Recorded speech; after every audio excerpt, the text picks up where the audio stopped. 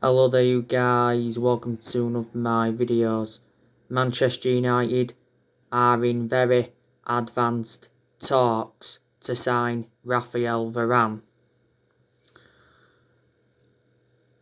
Raphael Varane is ready to leave Real Madrid and we are preparing a transfer bid.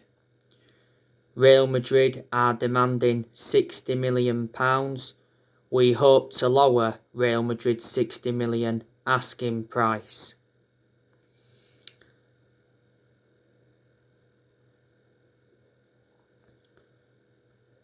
Raphael Varane's contract talks with Real Madrid have stalled.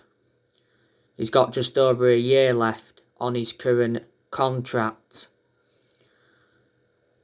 Eduardo Inda, the Spanish transfer expert, said earlier on this season that Raphael Varane could be on his way to Man United in the summer transfer window.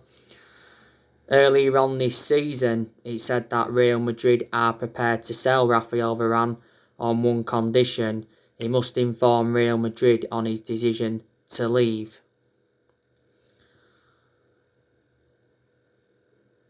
Back in 2018, we was prepared to sanction a £100 million move.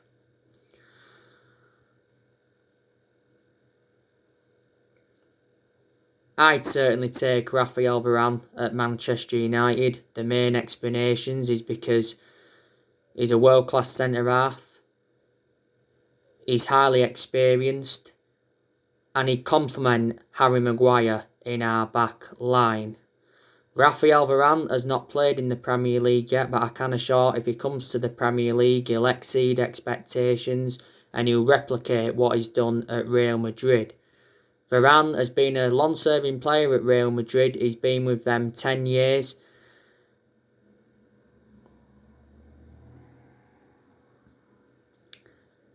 He's won 18 major honours and he's made over 300 appearances. Real Madrid paid €10 million for him from Lens back in 2011.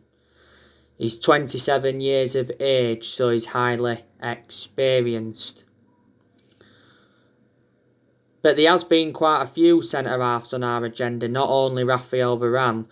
He said not so long ago that Solskjaer had drawn up a 6-man centre-back shortlist, and the first 4 names are Jules Koundé, Pau Torres, Konate and Raphael Varane.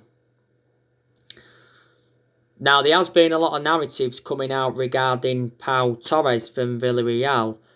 He recently said that we'd been handed a boost in the transfer pursuit of Pau Torres because Villarreal are willing to accept less than Pau Torres' £56 million release clause. He says Villarreal are willing to accept around £43 million. Now, reports from Spain said earlier on this season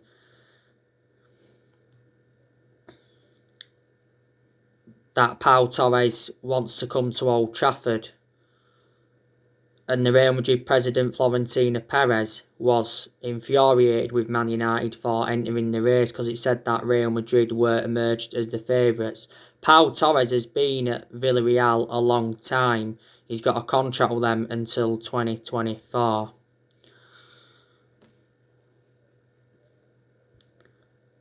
And Jules Koundé, he's a very, very good centre-half.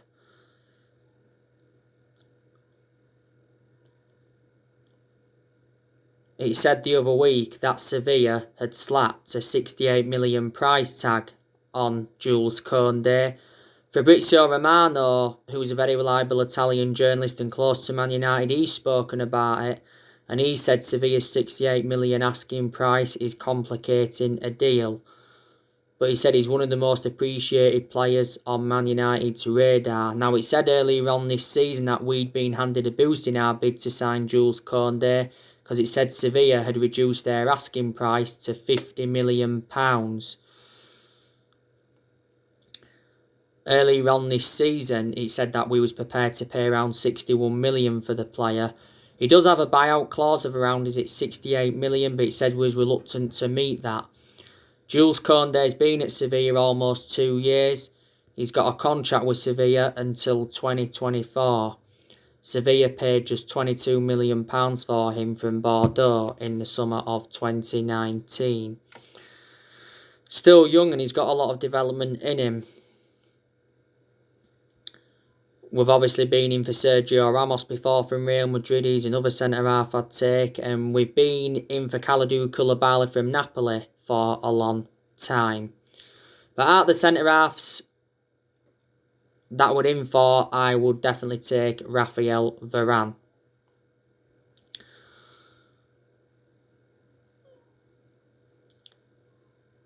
Yesterday, I give you the news on Declan Rice from West Ham. There was narratives coming out saying that Declan Rice is interested in joining Manchester United. Declan Rice has asked Luke Shaw and Harry Maguire about life at Old Trafford.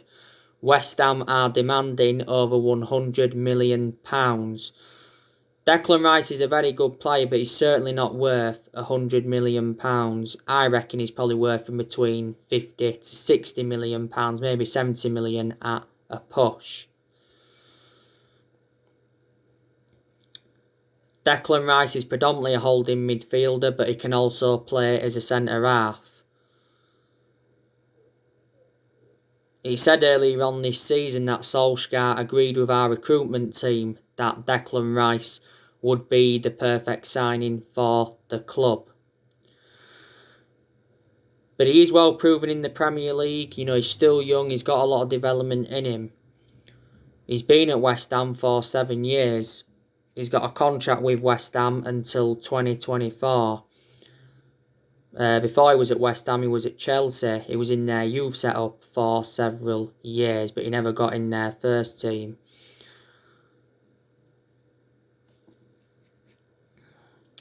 You know the news on Jadon Sancho from Borussia Dortmund. There was reports coming out yesterday saying that Man United have been given a new Jadon Sancho transfer price by Dortmund. He says Dortmund are open to selling Sancho for £86 million, so they have lowered their asking price because initially Dortmund were demanding £108 million. But yeah, there's a lot of players on our agenda. In the summer transfer window, I'm expecting us to make around 3 or 4 signings.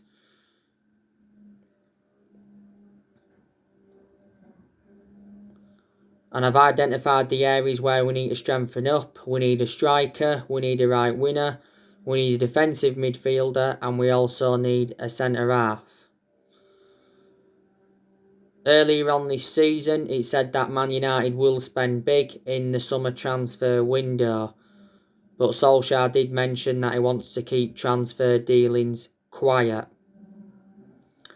Earlier on this season, Ollie did warn that we may not do business as usual in the summer transfer window due to the pandemic, but he said he's interested in bringing in players that'll be a perfect fit for the club. But yeah, this year's summer transfer window is huge for Man United and Solskjaer. I can assure that Solskjaer will be Man United manager in the summer transfer window. And he'll be Man United manager next season because we've already said that Solskjaer will not be sacked even if we fail to win the Europa League. The Europa League is our only chance of any silverware this season.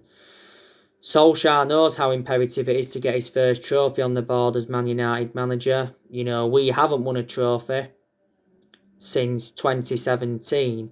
So if we fail to win the Europa League this season, that'll be exactly 4 years without a trophy. And that's nowhere near good enough to our standards. We have got a good chance of winning the Europa League. We're more or less into the semi-finals of the Europa League.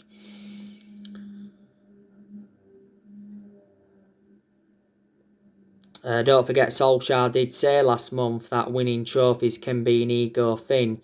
He said that in regards to some managers and some other clubs.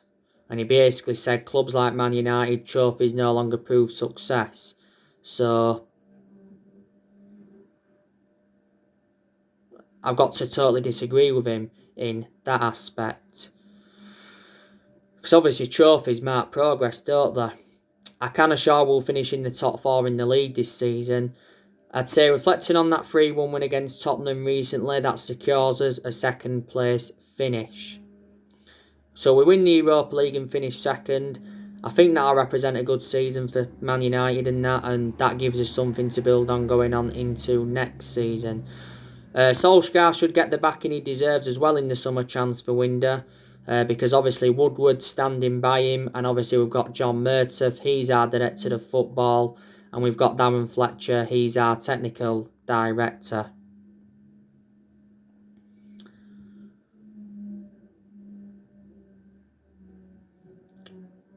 But in the summer transfer window, we're going to focus on the incomings and the outgoings. Quite a few players are going to leave Man United in the summer transfer window. I think there's a good chance that Cavani will leave. There's a slight chance that he'll stay for next season. A lot of Man United fans would like him to stay, and Solskjaer would like him to stay.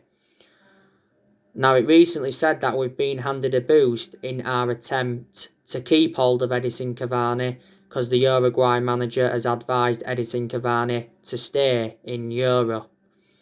Prior to the game against Tottenham, Solskjaer said that that he's unsure over Cavani's future. We've already held showdown talks with Edinson Cavani over his future at the club.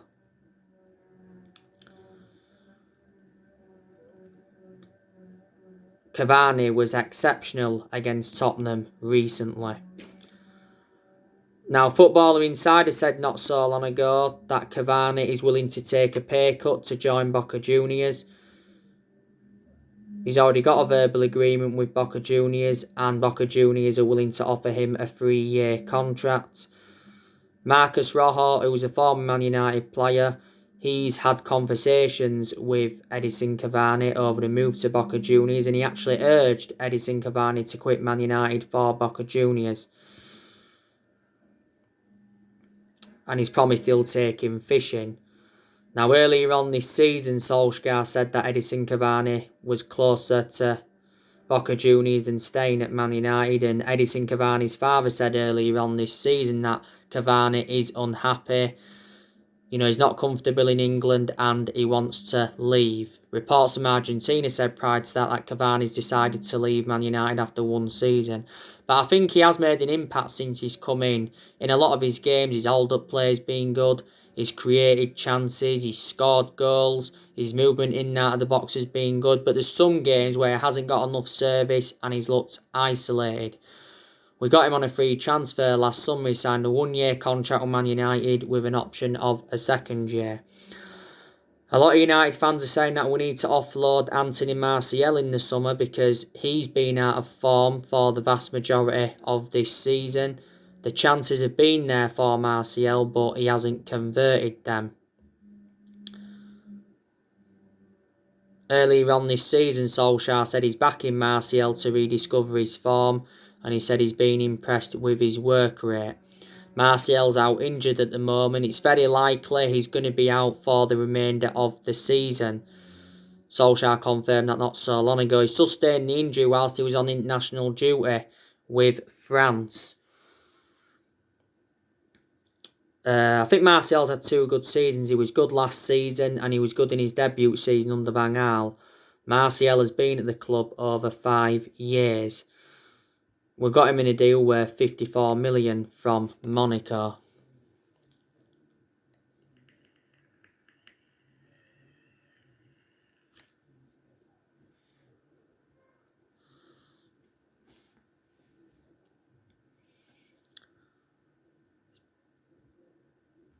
Juan Mata, I think there's a good chance that we'll offload him because Juan Mata doesn't get in R11.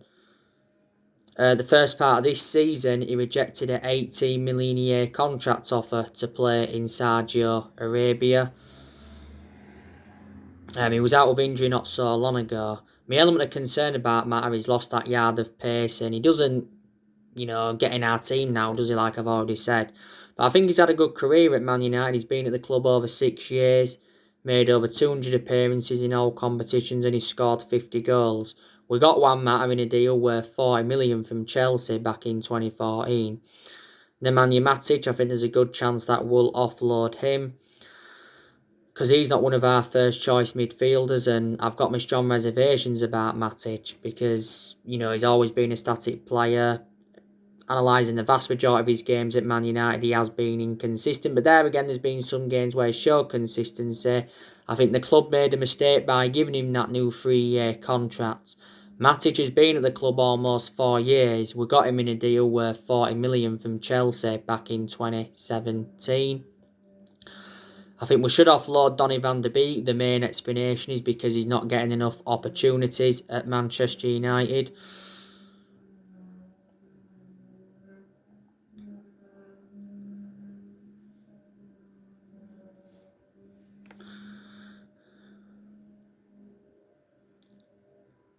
Paul Pogba, he could still leave in the summer transfer window, but there's a chance he'll stay potentially past the summer.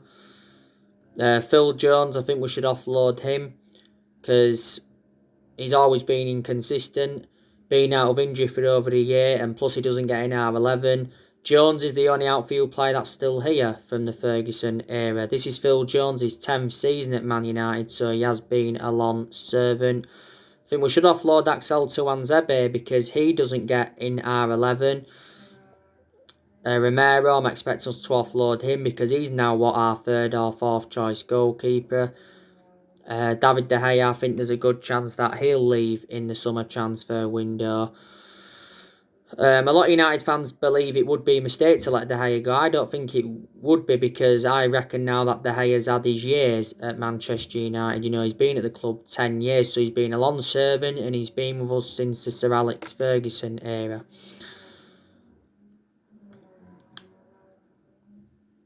Will we offload Alex Telles? Because Alex Telles doesn't get enough opportunities at Man United. When we got Telles last summer, I expected him to be our first choice left back, but hasn't happened. There's been talks of an Alex Telles and Nuno Mendes swap deal, hasn't there?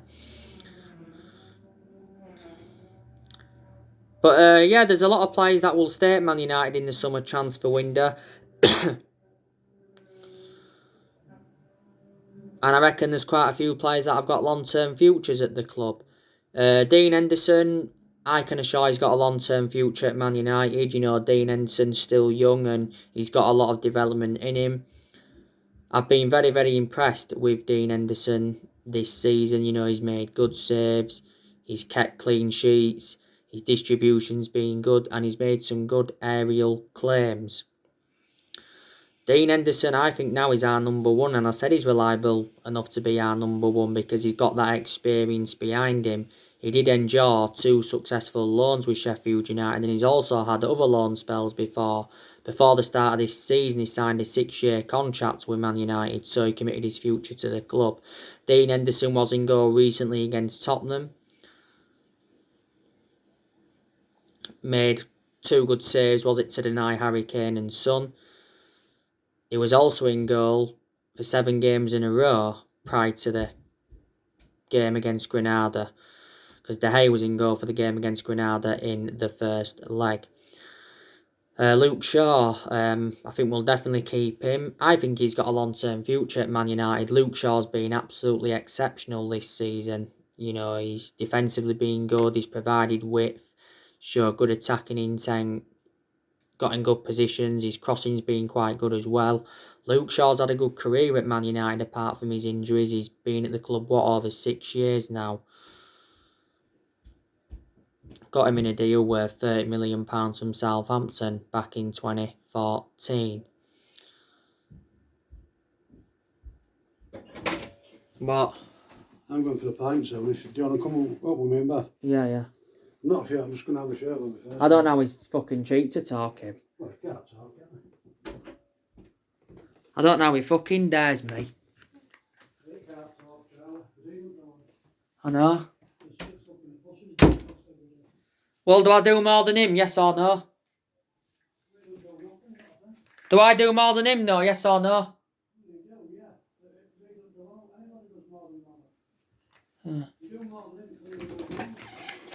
Yeah. You shouldn't be saying that anyway. Yeah, he shouldn't be saying it anyway, that. Do you think he should be saying stuff like that? No. Don't matter anyway. Don't go saying out.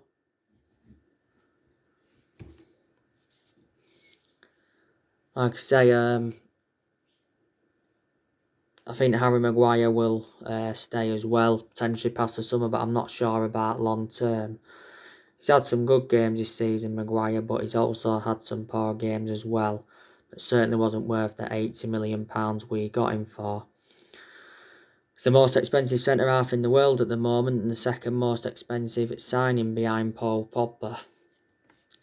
Victor Lindelof, I think he'll stay potentially past the summer, but I can assure he won't be here long term because I've got my strong reservations about Lindelof. I really, really have. But he's had some good games as well, to his credit. Lindelof's been at the club a few years now. Got him in a deal worth 31 million from Benfica back in 2017.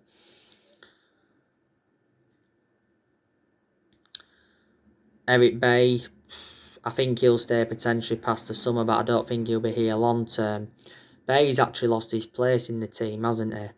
We seem to prefer Lindelof to Bay for some reason, but I actually prefer Bay to Lindelof because Bay's a better centre-half. My only element of concern about Bay is injury prone, so in that aspect he is a liability. Obviously he's out at the moment due to COVID. As far as I'm aware, contract talks are on hold with Eric Bay until he has assurances over his playing time. Bay's got like 15 months left on his current contract, or is it 14 months now?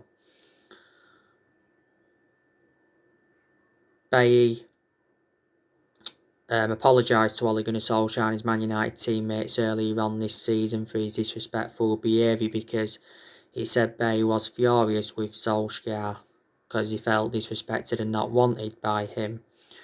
Bay believes we're offering him a new contract to simply increase his asking price.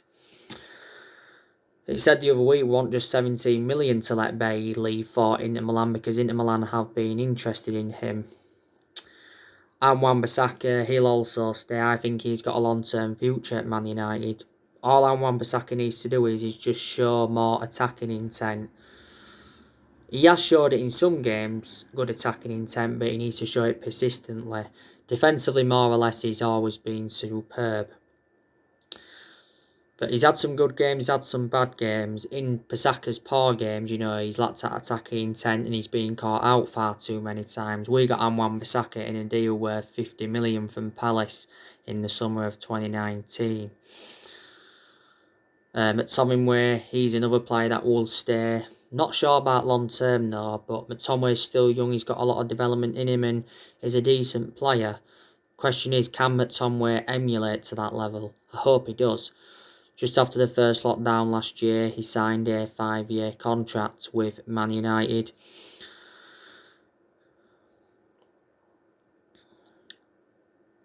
Fred, I think he'll stay potentially past the summer, but I don't think he'll be here long term. Fred's had some good games at Man United, but he's also had poor games. I can assure we overpaid for him. We got him in a deal worth 52 million from Shakhtar Donetsk. Bruno Fernandes, he'll obviously stay in the summer transfer window. Fernandes has made a difference in the team, he really has. He's our best player and he's the best signing we have made since the Sir Alex Ferguson era. He has been in the club now over a year. In a lot of his games at Man United, he's been very consistent, but there's also been a few games where he has looked off the pace. But I think we have overplayed Bruno Fernandes. But he said earlier on this season that he denied that he needed a rest because he said he came to Manchester to win trophies. He's won Player of the Month quite a few times, reflecting on his good performances. Bruno Fernandes' current contract expires in 2025. There's an option to extend his contract for a further 12 months. We initially paid £47 million for him, but the overall cost with add-ons is just over £67 million. Mason Greenwood, he'll obviously stay. I think he'll be with us long term. Mason Greenwood's been a revelation since he broke into our first team squad. Sometimes Mason Greenwood plays on the right wing, sometimes he plays centrally. I think he plays well in either position. He made his senior debut in 2019. He's been a United player since the age of 7, so he's been with us a while. And earlier on this season, he signed a new 4-year contract with the club, and Ollie's been defending him a lot this season. Marcus Rashford, obviously, he'll stay. He's become injury prone, Marcus Rashford, because he's sustained a few injuries now at Man United. But Rashford's been at the club a long time now. I think we need to keep him on the left-hand side because that's where he's more effective. We'll obviously keep that Amad Diallo Traore as well. I did mention that he looks a good asset for the first team squad.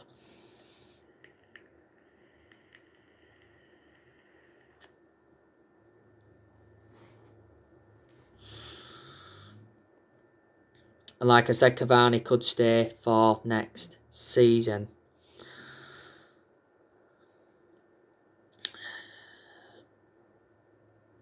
But yeah, Ole Gunnar Solskjaer, got to say he's the best manager since Ferguson. Obviously, there has been a lot of Manchester United fans demanding Ole Gunnar Solskjaer out of the club. They've obviously got main explanations why, they've been demanding him out. But I do presume that there's some Man United fans that are Ole in and they believe that he needs more time. And I've already said he does deserve at least another season because he has made progress in certain aspects. He's been Manchester United manager now over 2 years. Before he was with us, he was at Molde. He won a few Norwegian titles at Molde, but they're not a big club. And before he was at Molde, he was at Cardiff, and his record at Cardiff was absolutely disastrous. The main explanation he got sacked from Cardiff is because he ended up getting them relegated. And don't forget, he managed the Man United reserve team for a couple of years, so he did watch some of this team at this day and age grow and develop. So we know that Solskjaer hasn't got a proven pedigree. That's one of my concerns about him. But reflecting now on he's been at the club, he has gained some managerial experience and he's learnt quite a bit on the job. And he's tried quite a few different elements. What I mean is he's tried different formations. He's rotated the squad a lot. There you go. And in some of the games, he's got the best out of the team. Solskjaer needs to show tactical flexibility more often because I don't think he shows it enough. There's been some games where he has showed it, but in a lot of his games at Man United, he has been tactically naive. I can almost assure Solskjaer is not the long-term manager for Man United. He's already agreed a new 3-year contract worth 30 million. Ole has 1 year left on his current 3-year contract. We did appoint Solskjaer in December 2018 and he's been permanent Man United manager since March 2019. The club giving him the job permanently 2 years ago was reflecting now on how well he did as the interim manager because he won 14 games out of 19 in all competitions. But there is positives regarding Solskjaer, there really is, He's made good signings as Man United manager. He's spent almost £300 million. And so far he's enjoyed 4 transfer windows as permanent Man United manager. He's got rid of a lot of the deadwood since he's come in. Did well last season in his first full season at the club. Guided us to 3 semi-finals, got us qualification for the Champions League and got us a 3rd place finish. The second highest we've finished since Ferguson. And this season got us to the EFL Cup semi-final, got us to the FA Cup quarter-final. We're more or less into the Europa League semi-final. That'll be 5 semis under Ole. And we're unbeaten in our last 23 Premier League away games. So we haven't lost away from home in the Premier League for over a year. I like the way he's promoted the youth as well. And we've enjoyed good periods under him, which is very, very good to see. So they are the positives.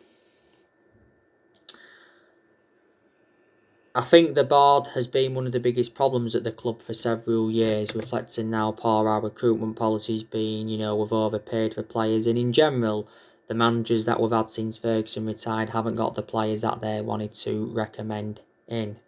But in the last 8 years, mistakes have been made, and that's why we haven't been as consistent as we'd like to have been. So yeah, we do play Granada tonight. Match reaction will be probably coming up tomorrow morning, or if I've got time, it will be tonight after the match, so join me then.